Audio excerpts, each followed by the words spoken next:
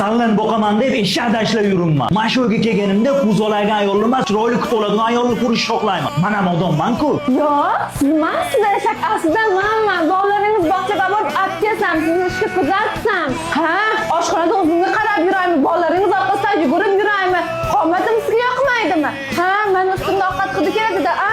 Sizga tegmasimdan oldin men ham bunaqa emasdim. Hammasiga siz aybdorsiz. Nima? Meni oshxonaga qamab qo'yib, siz ko'chada boshqasi bilan rohatlanib yurganingizni bilmaydi deb o'ylaysizmi? Hammasini bilaman, qilamanmi? Senga gapiribdim, ishsanmi o'zi?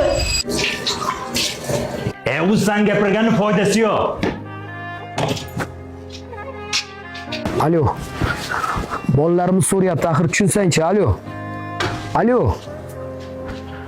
Alo.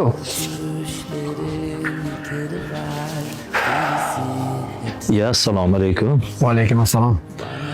Yaxshimisan? Yaxshi, rahmat. Hushyor bo'l. Tag'in uydagi ko'zingni sindirib qo'yma. Tushunmadim. Bilasanmi? Ko'zalar hamma narsani ichiga yutaverib, oxiri bir kun portlab ketar ekan. Usiz hech kimligini endi tushundim. Qanaqa uni bilar ekan-a? Ovqat qilsa, kir yuvsa, uy yig'ishtirsa, kamiga 9 oy qorinda bolasini ko'tarib, o'lim bilan o'ynashib, uni dunyoga keltirsa. Aslida bilasanmi? Biz ularga dalda bo'lishimiz kerak. Yonida turishimiz kerak. Axir ular ham onalarimiz kabi bolalarimizni onasi. To'g'ri gapirasiz, qo'shni. Uyga kiring, chopib qilamiz. Men ozgina shoshib turuvdim. Rahmat.